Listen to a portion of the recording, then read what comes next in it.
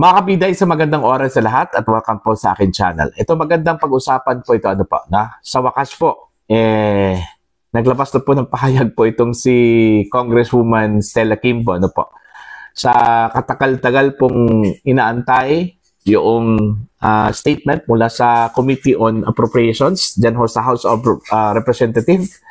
Naglabas na po sa wakas po ng pahayag. Ito pong si Acting Chairman Maria Stella Quimbo ng Marikina.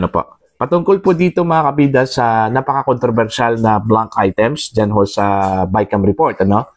Pakinggan muna natin ito pong balita mula sa GMA. Ito pong kanyang pong paliwanag mga kabida after 9 days po na lumabas po itong issue na ito. Narito po. Inamin ni House Appropriations Committee Acting Chairperson Stella Quimbo na may mga blanko sa BICAM report ng 2025 national budget pero wala na sa enrolled bill na nilagdaan ng Pangulo. Giit pa niya, kahit may mga blanko ang report, ay tukoy na ang pondo sa lahat ng item sa budget bago pinirmahan ng mga BICAM member. Nakatutok si Jonathan Anda. Totoong may mga blanko sa BICAM report ng 2025 national budget na ipinasa ng Kongreso. Ayon yan mismo kay Marikina Representative Stella Quimbo, Acting Chairman ng Appropriations Committee ng Kamara.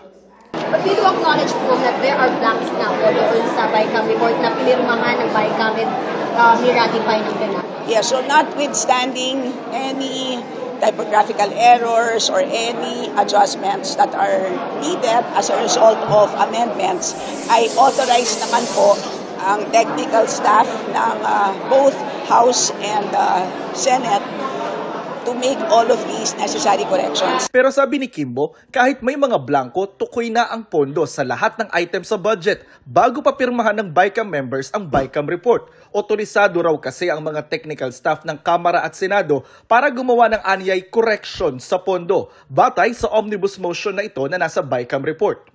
Lahat po ng naging corrections ng ating technical staff, lahat po yan ay ministerial na lamang. Ibig sabihin, calculator activity na lang po. So, lahat po, wala na po silang discretion dahil lahat po ay decided na po by the BICAM members at the point of signing.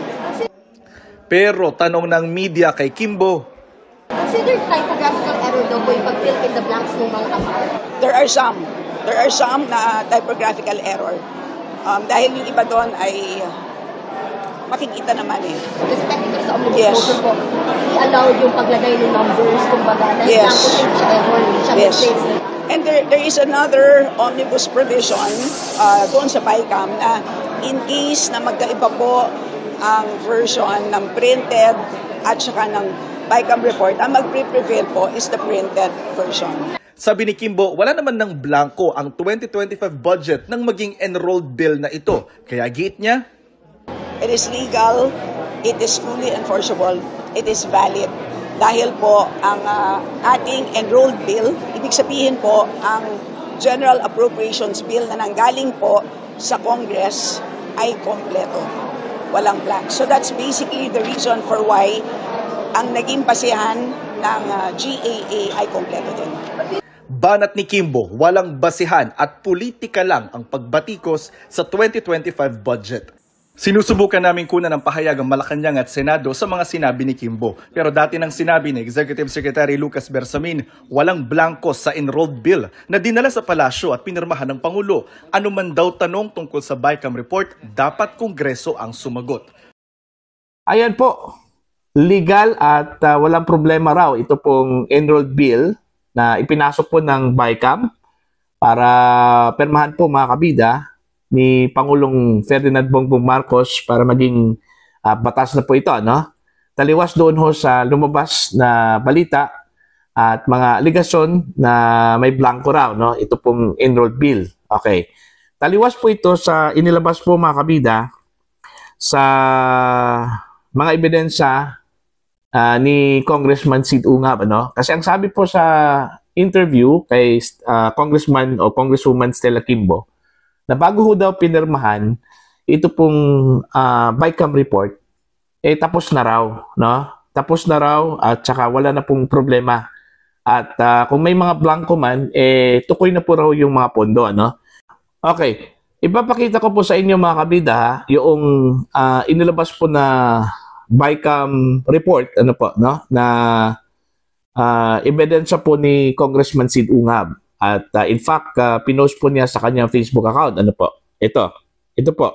Yung caption po niya dito mga kabida is, "This is the signed bicameral conference committee report received by the House Bill and in the Index Services dated December 11, 2024.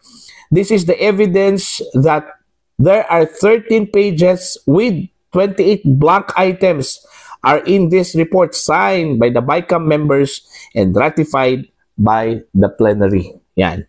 Yung kanyang may bilog na red, yan po yung indicator na ito po yung enrolled bill, mga kabida, no? Na ipinakita po dito sa dokumento na inilabas po ni Congressman Sid Ungab. So taliwas po ito dun ho sa sinabi po ni Congresswoman Stella Kimbo na bago ho nila pinirmahan po itong enrolled bill o ito pong BICAM report, tapos na. So meaning, meron na pong adjustment na nangyari po bago ho ito tuluyang naipadala doon ho sa opisina po ng Presidente po ng Pilipinas. Ano? Dito ho sa sinabi ni Congresswoman Kimbo na bago ho daw nila pinirmahan po ito, okay, inayos na raw, may corrections na po, no? Ayos na daw yung BICAM report, okay? Pero dito sa ebidensya na sinabi po at ipinakita po ni Congressman Ungab, magkaiba yung nakalagay ko dito, ano? May mga signed, may mga pirma, signature na po, no? Mula sa mga miyembro ng BICAM. Paano po ito mapaliwanag o may paliwanag po ni Congressman o Congresswoman Kimbo? Ito pong ebidensyang ito, no? Dito ho sa kanyang sinabi na bago ho pinirmahan po nila itong BICAM report, tapos na. Naayos na raw. Okay? Ito, sign na ito. May mga signatures na po. Okay? Kaso lang po, may mga blanco pa rin. Ano? Tapos, ang sabi niya, yung mga blankong items daw, tukoy na daw yung mga budget na yon. Pero bakit po hinayaan na blanco yan bago pinirmahan po ng mga miyembro po ng BICAM? Yan yung tanong At saka pangalawa, bakit after 9 days po, naglabas po ng pahayag po itong si Kimbo, ano? Mga kabida, may inayos po ba? Yun yung tanong bakit hinayaan po na umabot po ng 9 days bago ho nagsalita po itong si Kimbo on the part of the House of Representatives, ano? Tsaka ito, pangalawa pa po. Hanggang ngayon, hindi pa po nagsalita po itong si House Speaker Martin Romualdez. Okay, ano pong nangyari? Nagsalita na po yung SP, Senate President, nagsalita na po itong chairperson ng Committee on Appropriations ng House of Representatives. Ito pong si Speaker Romualdez, wala po tayong narinig sa kanya patungkol ho dito sa controversial na BICAM report. Bakit hindi ho siya nagsasalita? Ano pong problema? Ano pong nangyari? Yun yung kanyang statement ang inaantay po ngayon, ano? Ng taong bayan, mga kabida. Okay? Para ho sa inyong mga komento, suggestions at idea, please comment down. At sa mga hindi pa po subscriber sa aking channel, please subscribe. Just click the subscribe button, click the notification bell, click all para updated po kayo mga kabida sa aking mga uploads. Maraming salamat po sa inyong lahat. God bless po.